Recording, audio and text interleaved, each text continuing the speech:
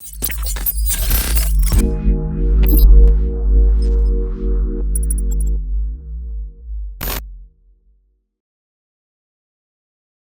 из себя представляет традиционная народная одежда волго-уральских татар? Прежде всего, это широкая туникообразная рубаха, как у мужчин, так и у женщин.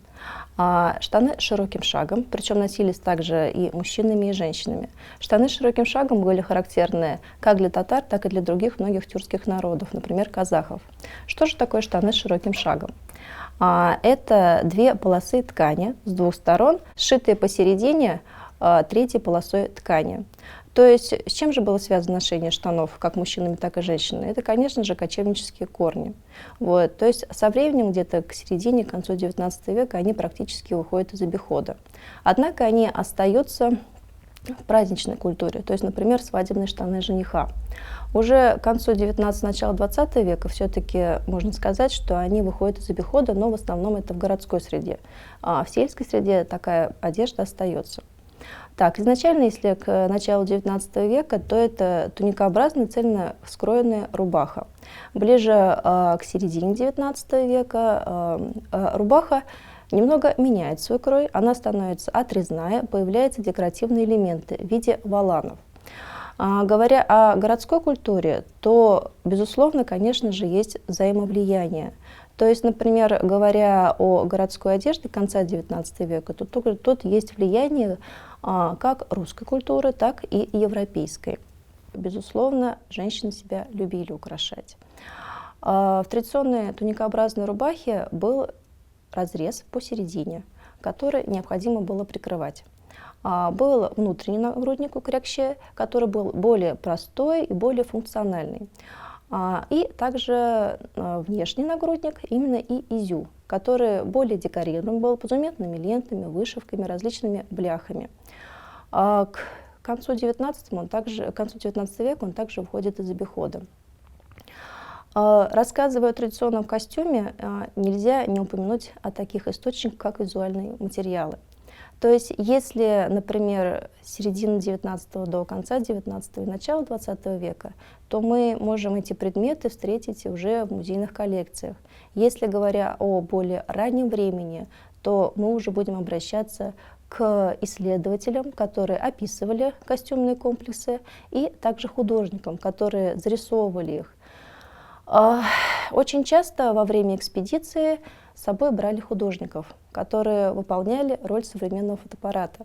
То есть они делали зарисовки народов, проживающих в Российской империи, что сохранилось в архивных материалах, в музейных коллекциях в виде изобразительных материалов. Говоря о традиционном костюме волго-уральских татар, необходимо понимать, что татары жили не в вакууме, они взаимодействовали с другими народами, то есть были какие-то влияния как финно-угорских народов, проживающих рядом, славянских народов, и также среднеазиатских, с которыми активно велась торговля. Так, например, рассказывая о чепане или джиляне, необходимо понимать, что подобная халатообразная одежда была характерна для других среднеазиатских народов. Так, например, еще Воробьев писал в своем труде о том, что джилян был скорее не характерен для татар, он был заимствован и привезен. Одна из женщин в его книге пишет, что подобная халатообразная одежда была не характерна и встречалась только у мул. Но со временем она вошла в обиход. Рассказывая о татарках XIX века, мы часто можем встретить такой материал, как то, что, выходя на улицу, татарская женщина себя покрывала. Одним из типов покрывания себя это была накидка джиляна с плеча мужа, так называлась, которая закрывала ее голову, практически и все ее тело. Рукава могли подвязываться сзади, либо быть просто опущены к низу. Рукава могли быть как естественно пришитые, так и чисто декоративный элемент, то есть они были приставные. Рассказывая о традиционной одежде, необходимо упомянуть, что одежда имела полувозрастные различия. То есть, например, то, что носила девочка еще не выйти замуж, могло отличаться от того, что носила женщина, которая уже была в замужестве и имела детей. Например, рассказывая о таком головном уборе, как колфак, который сохранился и до наших дней, необходимо заметить, что колфак — это нижний головной убор, который носился дома. Изначально он имел функцию волосника, то есть головной убор, который закрывал волосы полностью. И уже со временем он трансформировался в маленький декоративный убор, который имел чисто декоративную функцию. Изначально колфак был трикотажный, тканевый, достигал до 50-70 сантиметров длиной. Его украшали как по периметру самой лопасти колфака, которая опускалась на спину девушки, женщины, так и по очелью. Со временем колфак начал уменьшаться. То есть уже к концу 19 начала 20 века он мог достигать высотой не более 10-12 сантиметров. Это уже был чисто декоративный элемент. Однако, выходя на улицу, девушка не выходила в одном колфаке. Даже будучи незамужней девушкой, все равно закрывали волосы. Но чем старше была женщина, тем более покрыто было ее тело.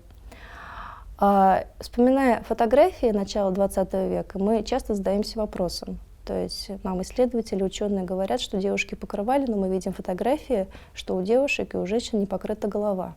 Однако необходимо учитывать тот момент, что это фотографии были для домашнего использования.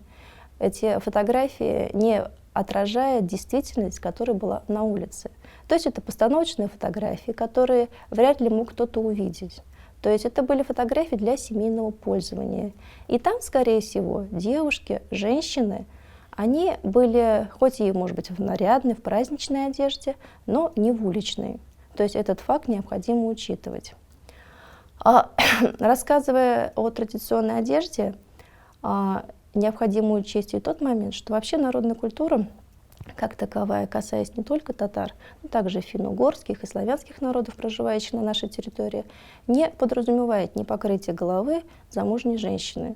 В традиционной культуре женщина, выйдя замуж, уже не разрешалась не покрывать себе голову. Это было характерно для девочек, девушек еще незамужних. Например, сравнивая народный костюм финно-угорских народов, можем уже обратить внимание, например, у марийцев, удмуртов. Свадебный костюмный комплекс заключается в том, что у девушки практически полностью закрыта сама голова, а также временами может закрыто быть и само лицо. И уже после самого замужества девушка, уже не девушка, уже замужняя женщина, не позволяла себе выходить на улицу с непокрытой головой. У татар в связи с религией, с исламом, это было чуть более гипертрофированной форме. Соответственно, выходя на улицу, закрывали не только голову, но при этом старались закрывать плечи, руки, временами и само лицо. Следовательно, женский костюмный комплекс отличался от того, какой он был дома, в кругу семьи, и от того, какой он был на улице или в обществе. Возвращаясь к головному убору, необходимо указать на то, что головной убор был разный. Девичий головной убор, такия, был наиболее открытый. Это мог быть кусок ткани, который повязывался, формируя шапочку, либо полноценный колфачок. Женщина, уже казанские татары, именно носила колфак в домашнем обиходе, на улицу покрывала голову. Наиболее покрытая часть головы, тела было, конечно же, у пожилых женщин. Это у нас эрпек покрывало. Оно напоминает собой большой треугольный платок, который достигал диаметром до 1,5–2 метров. Чем богаче, тем более праздничный был платок, тем более он украшался. То есть по очелью он мог украшаться. Что такое очелье? Это верхняя часть находится над лбом. Украшалась либо позументными лентами, либо вышивками, пайетками. Также украшаться могли и украшение могло быть по всему периметру, либо по углам этого платка, то есть по тем местам, которые могли быть открытыми. То есть женщина, покрывая себя, она выпускала с двух сторон эти углы, которые могли быть только украшены. Поверх РПЭК надевалась камчат-бурек. Это мы можем встретить и в музейных коллекциях сохранились подобные головные уборы. Также есть ряд фотографий, на которых представлены женщины пожилого возраста в РПЭК и камчат-бурек. Говоря о мужском костюме, то, наверное, он был наиболее унифицированный. То есть городская культура, безусловно, повлияла. Это вело к упрощению. Так, например, к концу XIX века в городе практически отказались от штанов широким шагом, могли использовать брюки европейского покроя, могли надевать камзол, но практически это не использовали. То есть все-таки европейская и русская мода влияла, особенно на татарскую интеллигенцию. Наиболее традиции сохранялись, конечно же, на селе. Так, говоря о женском костюмном комплексе, необходимо заметить, что если в городе уже к концу XIX, началу XX века все-таки был наиболее в обиходе стиль модерн, то есть это отрезное платье по линии талии с турнюром, то на селе это был более простой вариант. Хотя уже к концу XIX, наверное, началу XX века туникообразная рубаха практически выходит из обихода. Более ранние костюмные комплексы, особенно сельские, они сшиты из домотканной ткани, то есть это лен, который выращивался в домашних условиях. Из него потом ткали, красили ткани.